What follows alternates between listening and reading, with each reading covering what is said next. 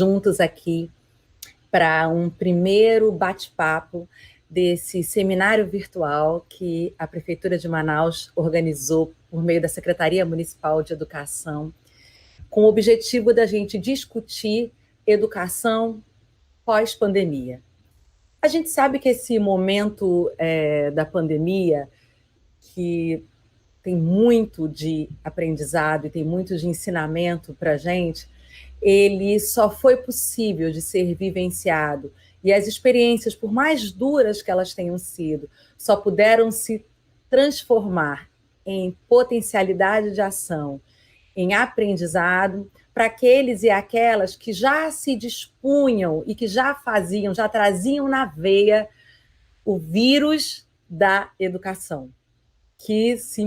tivesse se implantado na gente muito antes do coronavírus. Esse, sim, é o verdadeiro antídoto. Porque o momento pós-pandemia, a gente não sabe muito bem quando ele vai acontecer. Vai precisar de uma vacina eficiente, e vão ser testadas, e vão ser retestadas, e vão ser refutadas. E, nesse tempo, como é que nós vamos vivenciar a educação? Bom, Manaus, como alguns sabem, e aqueles que estão nos visitando nessa sala, nesse seminário pela primeira vez, é uma capital no coração da floresta amazônica. Nós somos a maior capital da floresta, a gente tem uma rede muito grande, municipal, de educação, somos, ao todo, 498 escolas. Dessas, nós temos mais de 400 escolas urbanas, algumas delas em zonas muito vulneráveis socialmente da cidade de Manaus. Nós temos 84 escolas rurais,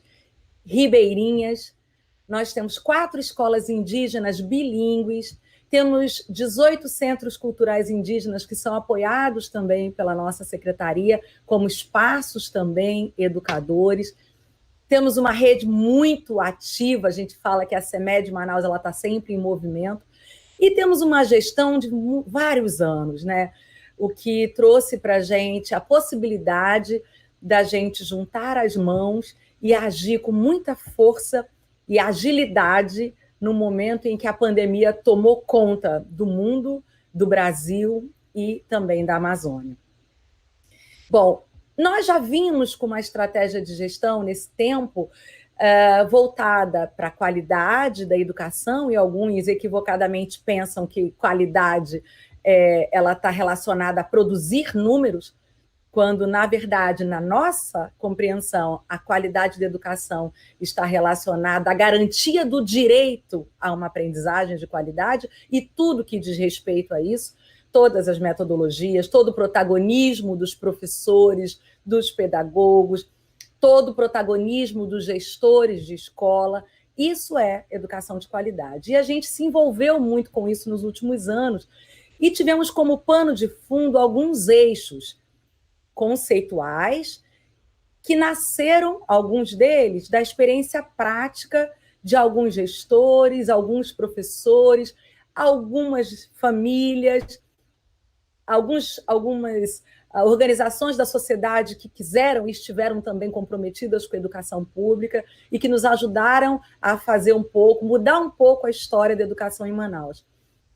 Se a gente pode resumir em algo que eu nem gosto muito de dizer que simboliza o que a gente fez,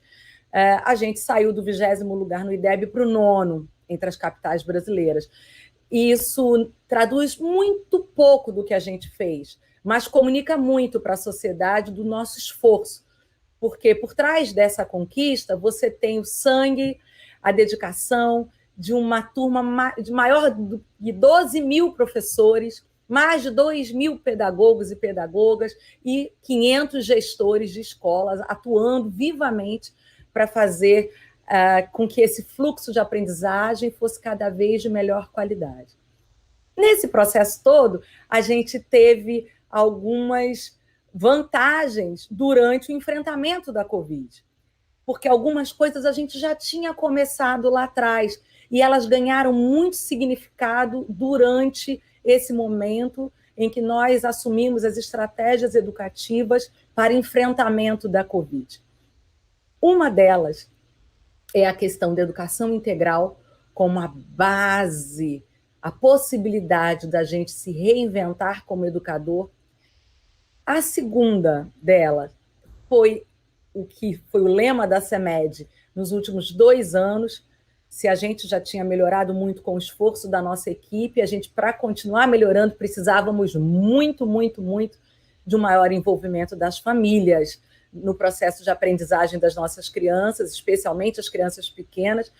E essa família não é uma família restrita, mas a família ampliada, do vô, da avó, do tio, do vizinho, daquele que cuida da criança, do adulto de referência. E a gente vai também poder, na nossa segunda live, conversar um pouquinho sobre essa experiência do engajamento familiar, especialmente na educação infantil. E o terceiro tema, que vai fechar essa trilogia, que seria o legado da gente para a educação pós-pandemia, é a questão da tecnologia, que chegou com força para ficar, mostrou para a gente, de verdade, escancarou as nossas desigualdades, as nossas fragilidades,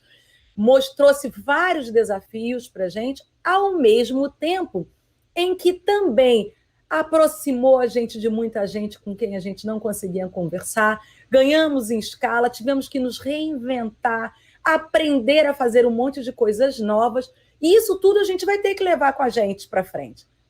Então, a ideia desse seminário, nessa trilogia, é a gente um pouco trazer os nossos acúmulos, agregar as experiências vividas até na dor da pandemia e olhar, projetar, construir colaborativamente, de modo compartilhado, democrático, participativo, esse futuro que já começou, né? Que só tem futuro para quem tem presente.